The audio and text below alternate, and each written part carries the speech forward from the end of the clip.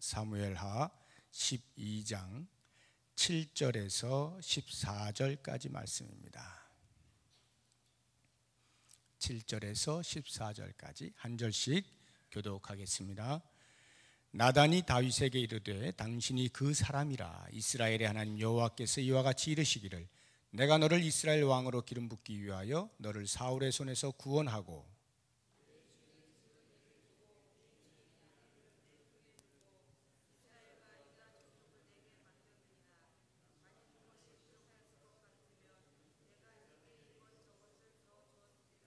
그러한데 어찌하여 내가 여호와의 말씀을 업신여기고 나 보기에 악을 행하였느냐.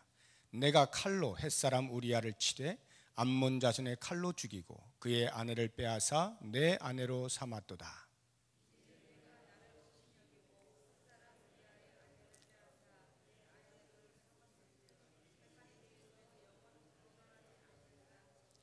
여호와께서 또 이와 같이 이르시기를 보라, 내가 너와 내 집에 재앙을 일으키고 내가 내 눈앞에서 내 아내를 빼앗아 내 이웃들에게 주리니 그 사람들이 내 아내들과 더불어 백주에 동침하리라.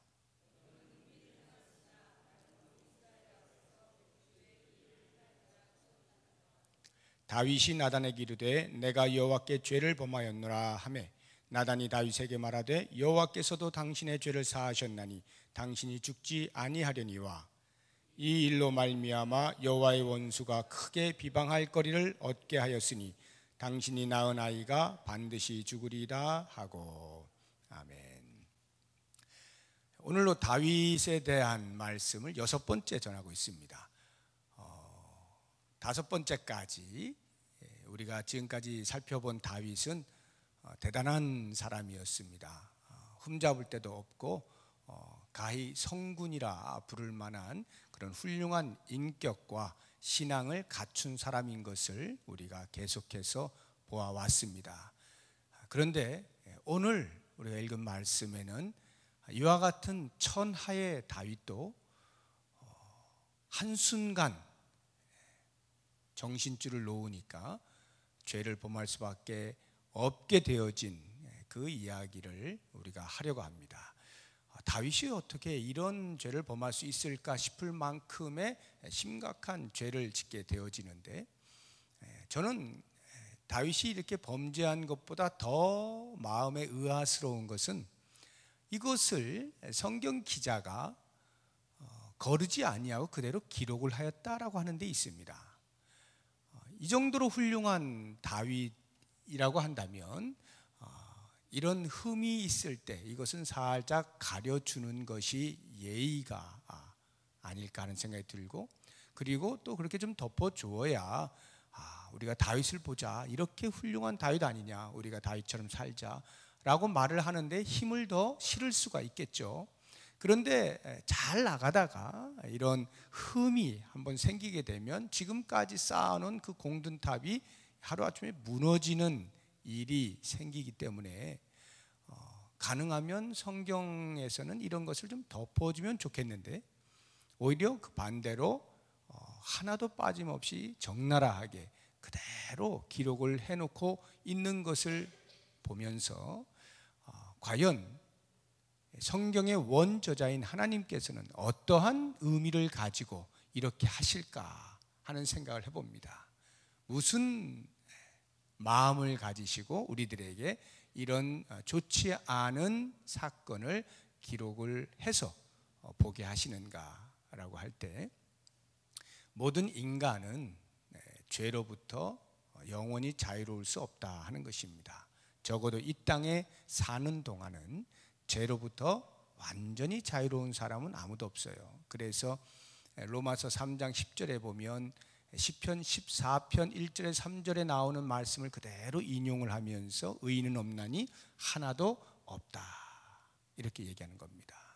하나님께서 혹시 선을 행하는 자가 있나 아무리 찾아보아도 한 사람도 발견할 수 없다라고 이야기를 하고 있는 것입니다. 이렇게 죄 가운데 노출되어진 인간은 죄로부터 영원히 벗어날 수 없는 것임을 우리들에게 알려주고 있는 것입니다.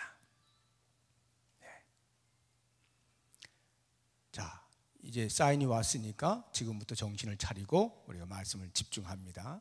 그러면 이 죄라고 하는 것이 도대체 무엇이길래 우리에게서 이렇게 떠나지 아니하고 계속 우리 주변을 맴돌고 성군 다윗과 같은 사람조차도 넘어뜨리는가라고 하는 이 죄의 특성들을 몇 가지 좀 살펴보고 오늘 말씀 속에서 과연 우리는 그 죄에 대하여 어떠한 태도를 취해야 되는가 하는 것들을 생각을 해보도록 하겠습니다.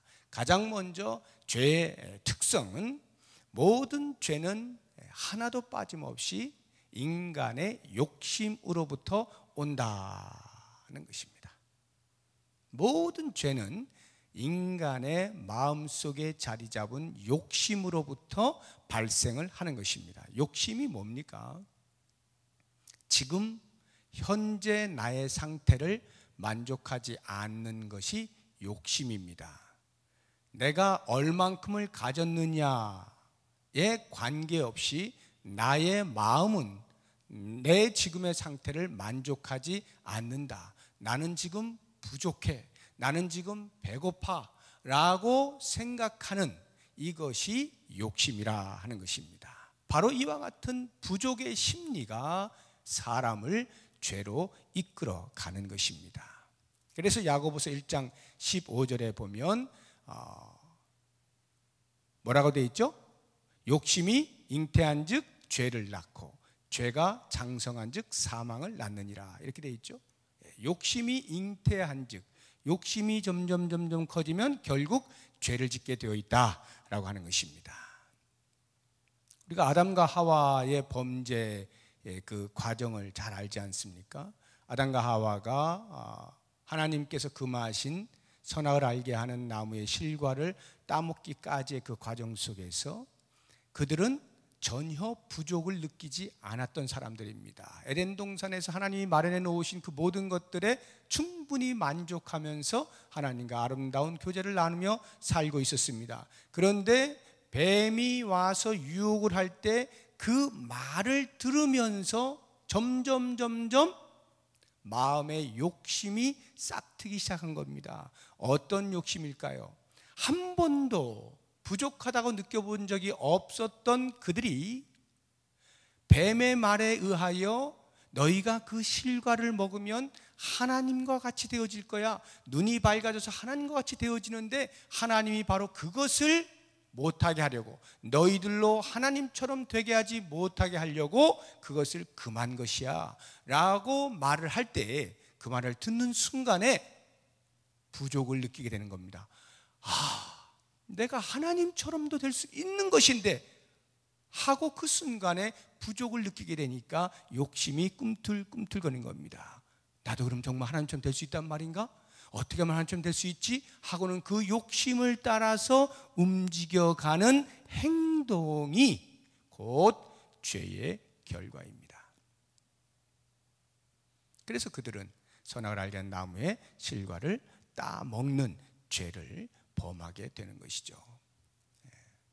오늘 우리가 읽지는 않았습니다만 사무엘하 12장 1절부터 보시게 되면 나단 선지자가 다윗의 그와 같은 범죄를 고발하기 위하여서 예로 들죠. 어떤 부자가 있었는데 소나 양이나 가축이 무지무지하게 많이 있다.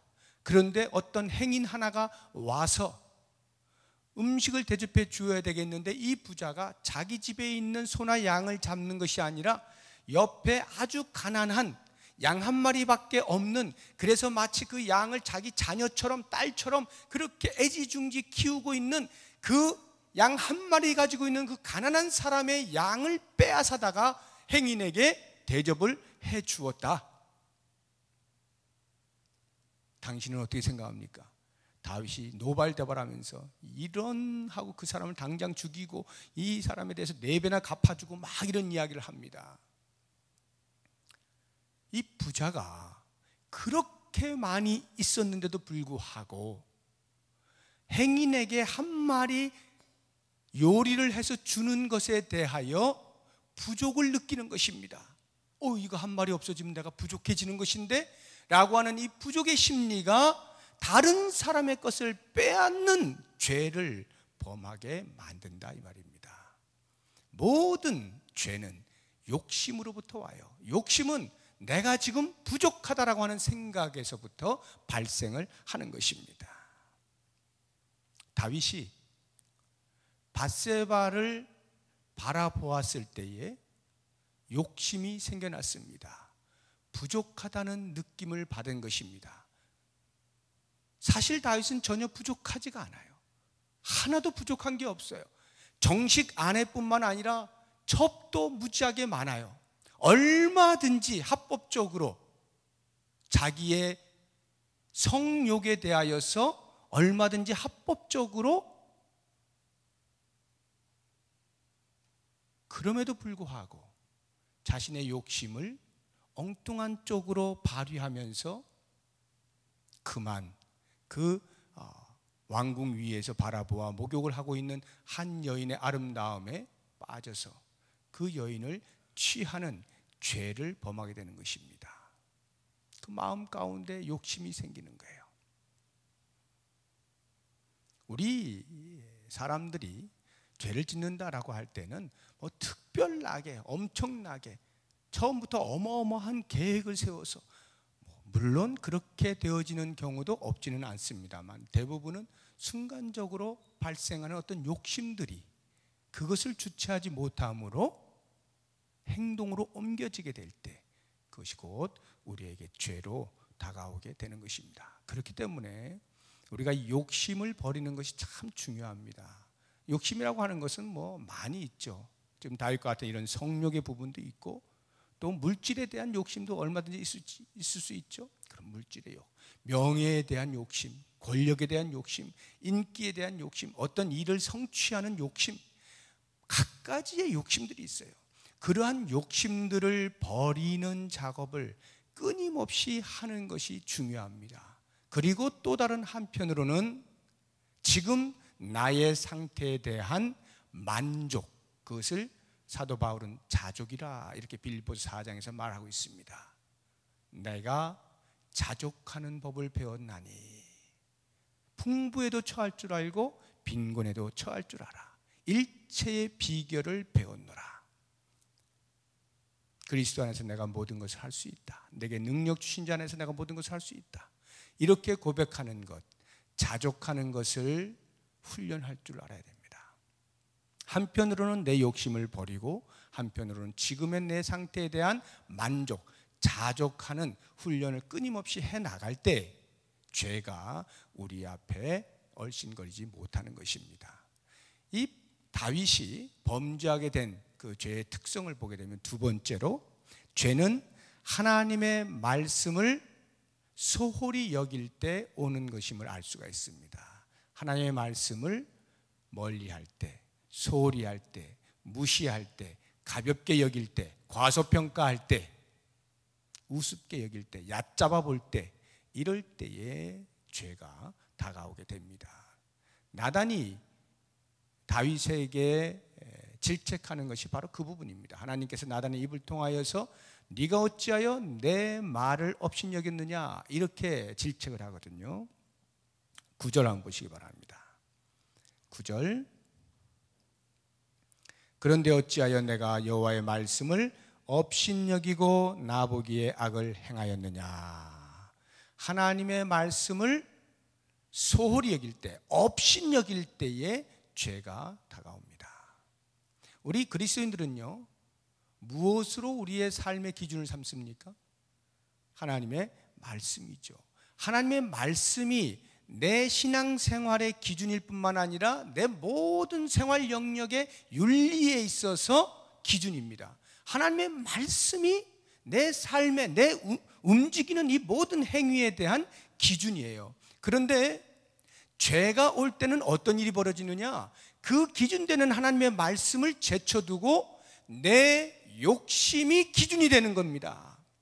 나의 욕심이 기준이 되어서 평가를 하고 판단을 하고 상황에 대해서 살펴보는 겁니다. 그리고는 결정을 내릴 때 거기에 죄가 발생을 하는 것입니다. 하나님의 말씀과 내 욕심이 충돌을 하는 거예요. 충돌을 할 때 내 욕심이 하나님의 말씀을 눌러버리면 거기에서 죄가 온다 이 말이에요. 당연히 하나님의 말씀으로 나의 욕심을 누를 수만 있다면 죄가 오다가도 멈추죠. 더 이상 오질 못하는 거예요. 그런데 그 욕심이 말씀을 넘어서 버려서 욕심이 판단하고 욕심이 평가하고 욕심이 결정을 내리도록 해버리면 결국 하나님의 말씀이 인간의 욕심 밑으로 들어가 그 인간에게는 업신여기게 된 것이죠. 업신여김을 받아버린 것이죠. 마땅히 우리 성도가 하나님의 말씀을 기준으로 살아야 하는 사람들인데 그 말씀을 내 욕심 밑으로 넣어버렸으니까 얼마나 업신여김을 받은 겁니까? 얼마나 무시를 당한 겁니까? 얼마나 과소평가된 것입니까? 이렇게 하나님의 말씀이 우리로부터 멀리 떨어지도록 놔두면 반드시 거기에서 빈틈이 생기고 죄는 그 틈을 타서 들어오게 되어 있다라고 하는 것입니다. 이렇게 말씀이 멀어지게 된다는 것은 곧 다시 말해서 오늘 본문의 말씀에도 보면 10절을 다시 보시기 바랍니다. 9절에서는 그러한데 어찌하여 내가 여호와의 말씀을 업신여기고 이렇게 나와 있잖아요. 10절 보면 더 단도직입적으로 이야기하시죠. 이제 내가 나를 업신여기고 이렇게 돼 있죠. 하나님의 말씀을 업신여기는 것은 곧 하나님을 업신여기는 것이다. 하나님의 말씀을 멀리 하는 것은 곧 하나님과 더 이상 상의하지 않겠다 이 말이에요. 내 욕심이 기준이 되어 있는데 어떻게 하나님하고 상의를 할 수 있겠어요? 하나님께서 만약 우리가 상의를 하면 네 욕심을 내려놔라 이렇게 말씀하시기에 뻔한데, 그러니까 내 욕심을 움켜쥐기 위해서는 하나님과 더 이상 상의할 수가 없어요. 하나님과 교제할 수가 없어요. 하나님의 말씀을 무시하면 당연히 하나님과도 멀어지는 거예요. 하나님과의 교제가 단절이 되는 것입니다. 이렇게 되면 죄가 그 사람에게로 넘어오는 것은 시간 문제가 되는 것이죠. 그래서 이 다윗이 범죄하고 나단으로부터 지적을 받는 이 시간까지 약 1년이 걸렸거든요. 그럼 1년 동안을 하나님과 교제하지 아니한 채 그렇게 살아간 것입니다. 저는 믿기로 다윗의 일대기 가운데에서 다윗에게서 가장 치명적인 시기가 언제냐라고 한다면 범죄하던 때도 아니고 또는 압살롬에게 쫓겨나서 엉엉 울면서 도망치던 때도 아니고 제가 믿기로는 바로 이 1년이라고 믿어요. 하나님과 아무런 교제를 할 수 없었던 죄와 짝하고 있는 그 1년의 기간, 다윗은 아마도 그때야말로 가장 어둠의 시기를 지나고 있었을 것이다 하는 겁니다.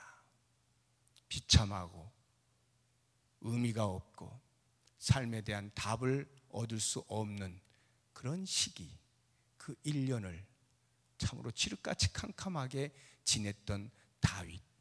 그렇습니다. 우리가 하나님의 말씀을 멀리 하게 되면 그때부터 우리의 인생은 가장 불행한 삶을 살게 된다 하는 것을 기억하시고 하나님의 말씀을 늘 가까이 대하십시오.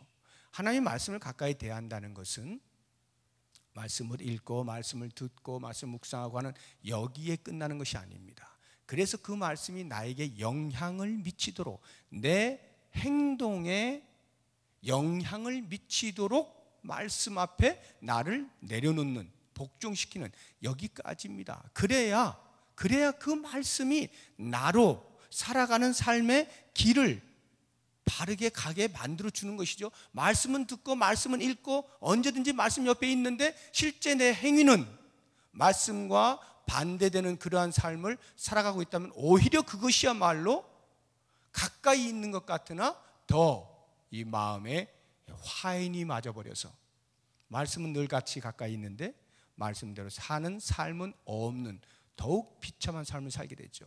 그래서 우리가 하나님의 말씀을 가까이 한다라고 하는 말은 늘 듣고 읽는 것뿐만이 아니라 그래서 그 말씀의 조그만 한 부분에서라도 내 삶을 지배하는 어떤 요청이 들어올 때 거기에 순종하는 거예요.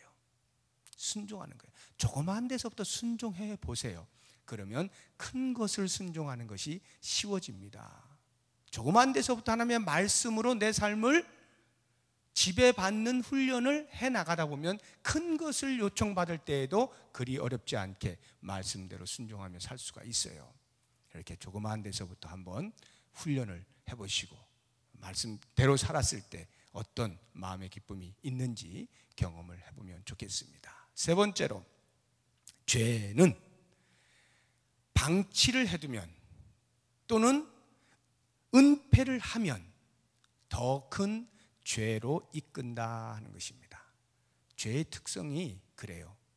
죄를요 지었을 때에 곧바로 아이고 하고 회개하고 돌아서지 아니하고 그냥 놔둬버리잖아요. 잠시 놔두자. 이건 잠시 일주일, 한 달 놔둬버리면요 그 죄가 나로 더 큰 죄를 범하게 이끌어 갑니다. 다윗이 바로 그러했어요. 우리아의 아내를 범했습니다. 엄청난 죄를 지었죠. 유부녀를 겁탈을 한 거죠. 간음죄를 지은 겁니다. 그런데 우리아의 아내로부터 소식이 들어왔습니다. 임신을 했습니다. 큰일 난 거예요. 왕이 불법을 저질러서 그런 일이 벌어졌으니 어떻게 하겠어요. 그래서 다윗이 머리를 쓴 것이 전쟁터에 있는 그 남편 우리아를 불러다가 집에서 잠깐 쉬게 해서 교묘하게 속이려고 했던 것입니다. 그러니까 간음죄를 지었는데 거기서 곧바로 회개하지 않으니까 어떤 일이 벌어져요. 이것을 은폐하려고 하는 죄를 또 짓는 겁니다. 그래서 우리아가 왔는데 이게 웬걸요? 다윗의 생각대로 해주지를 않는 거예요. 우리아가 지금 내 동료들이 전쟁터에서 전쟁을 수행하고 있는데 어떻게 나 혼자 집에서 편히 지낼 수가 있습니까? 하고는 궁궐에서 안 나가고 거기서 그냥 잠을 자버린 거예요. 하룻밤 지나고 나니까 다윗이 깜짝 놀라서 큰일 났습니다. 다시 또 그날에 술을 또 엄청나게 먹여가지고 술 취하게 한 다음에 집에 보내려고 하는데 이 우리아가 또 다시 그냥 궁궐에서 자고 전쟁터로 나가버리는 거예요. 실패했죠. 거기에서 만약 다윗이 멈추었다면, 부끄럽지만 창피하지만 그 부분에 대해서 인정을 하고 멈추었다면 거기까지죠. 더 이상 죄를 부풀려질 일이 없는 거예요. 죄가 더 이상 또 다른 죄로 이끌 일이 없는, 거기서 끝나는 겁니다. 그런데 그게 실패로 돌아가자 그 다음 어떤 생각을 하게 되느냐 하면 그것을 성취하기 위해서, 덮기 위해서 또 다른 생각을 해내는데 우리아를 죽이는 겁니다. 근데 죽일 명분이 있어야 죽이죠. 그래서 다윗이 생각해낸 것이 그 전쟁터에 있는 장수에게 편지를 써서 이 우리아를 가장 위험한 전투에다 선봉장으로 내보내라.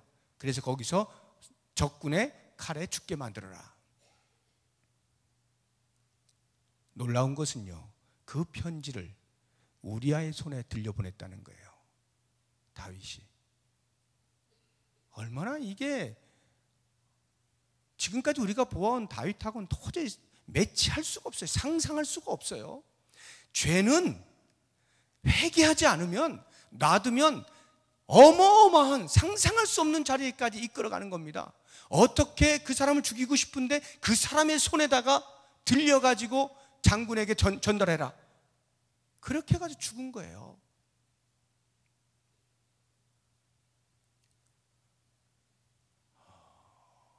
이런 그 죄의 확장, 이런 부분을 우리가 놓치게 되면, 죄를 우습게 여기면 그냥 적당히 대충 이렇게 해서 무마하고 이렇게 가면요, 나중에 훨씬 더 큰 죄로 인하여서 말할 수 없는 고통을 당하게 되는 거예요. 제가 이 성경을 읽으면서 참 매우 가슴 속에 충격으로 와닿는 그 표현이 있어요. 하나. 그게 뭐냐 하면 이 우리아를 말을 하는데요, 우리아가 장군입니다.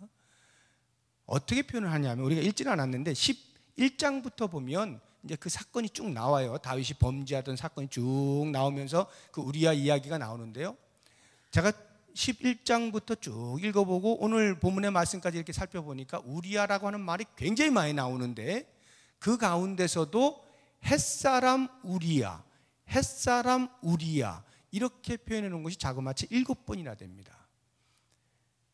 보통 우리가 어떤 글을 쓸 때는요, 똑같은 말 계속 반복했으면 지루한 거예요. 그래서 그렇게 하지 않습니다. 그냥 쓰고 그 다음에는 고유 대명사로 바꾸죠. 그냥 그가 어쩌고 그가 어쩌고 이런 식으로 하지, 계속 우리야 우리야 우리야 이렇게 하면 읽는 사람이 지겨운 거예요. 그런데 이 성경은요, 그 우리야를 쓰는데 그냥 우리야도 아니에요. 햇사람 우리야, 햇사람 우리야, 햇사람 우리야. 왜 그랬을까요? 헷 족속은요 원래 이스라엘 민족이 아닙니다. 가나안 족속 가운데 하나였습니다. 그 이야기는 다윗 선조 때부터 가나안 땅을 점령한 다음에 이스라엘 민족이 가나안을 지배하게 되어질 때에 이방인들이 반항을 하는 그런 족속들은 다 쳐서 멸절시키는 것이고, 항복을 하면 또 와서 종으로 삼기도 하고 등등 여러 가지 일들을 했을 거 아닙니까? 그 가운데서 이 우리야는 그러한 이방인으로서, 그 이방 족속으로서 얼마나 이스라엘 민족을 위하여 자기 자신을 헌신하였는지 장군의 자리에까지 이르게 된 겁니다. 햇사람 우리야는 마땅히 하나님으로부터 버림받아서 이스라엘 민족에 의하여서 다 처벌을 당해야 되는 이방인들입니다. 그런데 그 이방인이 얼마나 이스라엘 민족을 위하여 헌신을 했으면 다윗에 의하여서 장군으로까지 뽑힐 만큼 그러한 삶을 산 사람이에요. 그런 이방인 햇사람 우리야는 다윗을 위하여 충성을 맹세하고 그 충성을 지키기 위하여 집에 와서 잠깐 쉬라고 하는 것도 못 쉬고 그냥 새우잠 자다가 곧바로 다시 전투장으로 뛰어간 그 우리야에 비하여 다윗은 어떤 사람입니까? 하나님의 사람 다윗이죠. 하나님의 사람 다윗. 햇사람 우리야는 이방인으로서 별 볼 없는 사람이 하나님 앞에서 충성을 맹세하고 충성스럽게 살아가며 다윗을 위해서 몸을 바치고 있는데, 하나님의 사람 다윗은 그 하찮은 이방 사람을 죽이려고 별의별 짓을 다 하고 있는 이 모습을 극명하게 대조해 보여주고 있는 성경입니다. 저는 이 말씀을 보면서 우리 그리스도인들이 죄를 짓고 회개하지 않으면요, 죄를 놔두잖아요. 방치하면요, 세상 사람들보다 훨씬 추해진다는 걸 알았어요. 우리 그리스도인들은 죄를 회개하지 않으면 정말 추해져요. 너무 볼품이 없어져요. 이렇게 형편없는 사람이 돼버려요. 이방인 그 한 사람 햇사람 우리야만도 못한 그런 어마어마한 추잡한 모습을 보이는 것이 회개하지 않는 죄인된 모습으로 사는 그리스도인이다 하는 것을 알게 되는 겁니다. 그렇습니다. 여러분, 우리가 죄인 줄 알면서 혹시 가지고 있는 것 있습니까? 죄인 줄 알면서 아직도 품고 있는 것 있습니까? 오늘 하지, 내일 하지, 모레 하지, 좀 상황이 좀 풀리면 그때 좀 회개하지, 이러는 것 혹시 있으십니까? 그것은 또 다른 더 큰 죄로 우리를 이끌어가는 빌미를 제공한다는 것 잊지 마십시오. 그래서 생각나는 것 있으면 그 자리에서 바로 해결을 해야 돼요. 그래야만 거기까지입니다. 그래야만 새로운 삶으로 또다시 도전을 할 수가 있는 것입니다. 이렇게 엄청난 죄를 다윗이 짓고 나단이 지적하기까지 아무도 모를 것이라 여기고 하나님과 단절된 채로 어둠의 세계를 살아가고 있을 때 하나님께서 그를 불쌍히 여기셔서 나단을 통하여 지적을 하시죠. 그래서 다시 살려는 줍니다만, 그렇다고 해서 그 지은 죄에 대한 대가를 받지 않는 것은 아닙니다. 그래서 마지막으로 우리가 보는 죄의 특성은 반드시 하나님 앞에서 그 대가를 치르게 되어 있다 하는 것입니다. 다윗이 치른 죄의 대가가 무엇입니까? 오늘 한번 보죠.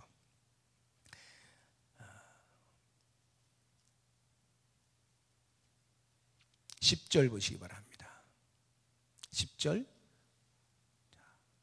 이제 내가 나를 업신여기고 햇사람 우리아의 아내를 빼앗아 내 아내로 삼았은즉 칼이 내 집에서 영원토록 떠나지 아니하리라.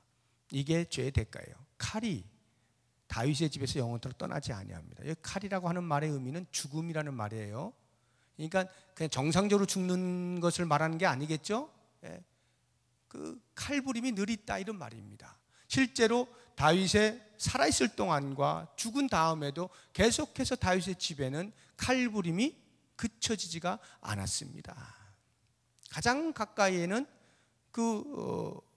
우리아의 아내 밧세바가 임신하였던 그 아이가 태어난 다음에 그 아이가 죽죠. 하나님의 심판으로 그 아이가 죽습니다. 뿐만 아니라 암논이 그 첫째 아들인데 다윗의 첫째 아들인 암논이 그 셋째 아들인 압살롬의 누이 다말을 또 강간을 합니다. 그러니까 그것으로 인하여 분노한 압살롬이 기회를 봐서 자기의 형인 암논을 죽여버립니다. 칼부림이 그쳐지지가 않는 것입니다. 뿐만 아니라 이 압살롬이 자기 아버지 다윗을 반역하고 혁명을 일으키죠. 한 가지 쿠데타를 벌이죠. 그러다가 결국 나중에는 다윗의 장군 요압에 의해서 또 죽음을 면치 못하죠. 압살롬이 그냥 죽어버립니다. 칼에 맞아 죽죠. 그것뿐만이 아니에요. 다윗의 생전에만 이런 것이 아니라 다윗이 죽고 나서도 솔로몬이 왕이 되었을 때에 아도니아가 또 왕으로서 내가 등극하겠다라고 할 때에 다윗의 넷째 아들입니다. 그런데 솔로몬이 그것을 놔두지 않죠. 그리고 또 아도니아를 또 쳐 죽입니다. 끊임없이 다윗의 집안에서 칼로 이렇게 집이 편안치 못한 그런 일이 반복이 되고 있는 것입니다. 그리고 그 다음 보시게 되면은 이 다윗의 집에 어마어마한 수치가 있게 되어지는데요. 11절부터 다윗의 집에 재앙이 일어나는데 어떤 재앙이 있느냐? 내가 내 눈앞에서 내 아내를 빼앗아 내 이웃들에게 주리니 그 사람들이 내 아내들과 더불어 백주에 동침하리라. 지금 다윗은 아무도 모른다고 생각되어지는 그러한 순간에 우리아의 아내를 취했어요. 그런데 그 죄의 대가는 하나님께서 백주 대낮에 다윗의 아내들을 사람들에게 던져줘서 수치를 얻게 하겠다라고 하는 것입니다. 실제로 이 일이 다른 그 누구도 아닌 다윗의 아들 압살롬에 의해서 이런 일이 벌어지죠. 압살롬이 내가 어떻게 이제 반역을 한 다음에 어떻게 내가 이 왕권을 유지할 수 있겠느냐? 아히도벨이라고 하는 사람에게 물으니까 아히도벨이 말합니다. 당신의 아버지의 아내들을 취하소서. 모든 사람들이 보는 앞에서 취하소서. 그러면 전부 벌벌 기게 될 것입니다. 그래서 실제로 압살롬이 왕궁 옥상에 올라가 가지고 장막을 펴놓고 그 모든 다윗의 아내들을 다 불러다가 수치감을 준 겁니다. 이런 일들이 다윗 왕가에 있었다라고 하는 것을 생각해 보면 지금까지 우리가 살펴본 그 다윗의 모습 속에서 도저히 상상할 수 없는 일들이 벌어지고 있지 않습니까? 하나님께서 그 죄에 대하여서 용서하시는 것은 용서하시는 것이고 그 죄에 대한 대가를 분명하게 치르게 하시는 것을 보게 됩니다. 그렇기 때문에 우리들은 오늘 이 범죄하는 다윗을 통해서 과연 무엇을 우리가 보아야 할 것이냐? 일단 나 자신에 대해서 자만하지 마시라는 겁니다. 나는 절대 죄 안 지어. 나는 하나님의 사람이야. 자만하는 순간 그 사람은 가장 빨리 죄와 짝할 수 있는 사람입니다. 언제나 자기의 약함을 인식해야 돼요. 약함을 인식해야만 경계를 합니다. 자기 자신을 보호할 긴장감을 가져요. 그렇지 않냐고 내가 신앙이 좋아, 나는 뭐 끄떡없어, 이렇게 하는 순간 그냥 넘어지는 거예요. 자만심을 갖지 마십시오. 언제나 긴장하십시오. 죄가 바로 내 옆에서 나를 삼키려고 늘 주변을 어슬렁거리고 있다는 사실을 기억하시고 긴장의 끈을 놓치지 마시고 정신을 바짝 차리시기 바랍니다. 그리고는 오늘 말씀들을 보시면서 내게 있는 욕심들을 내려놓는 훈련을 계속 하시고, 하나님께서 나에게 주신 이것이 나에게 만족이라고 하는 자족하는 이런 훈련들 끊임없이 하시고, 하나님의 말씀을 아주 작은 것에서부터 실천하여 순종할 때 오는 기쁨을 좀 경험하시면서 점점 큰 것에까지 순종하실 수 있기를 바라고, 만에 하나 우리가 죄를 지었다라고 하면 순간, 그 죄 짓는 순간 곧바로 회개하고 바로 털어버려야, 그래야 더 큰 죄로 나아가지 않는다는 것 기억하시면서 우리에게 끊임없이 다가오고 있는 이러한 죄의 욕심들, 유혹들에 대해서 어떻게 해서든지 하나님의 말씀으로 잘 극복하시고 막아내시고 하나님께서 원하시는 아름다운 삶, 승리하는 삶을 사실 수 있기를 주의 이름으로 축복합니다. 기도하겠습니다.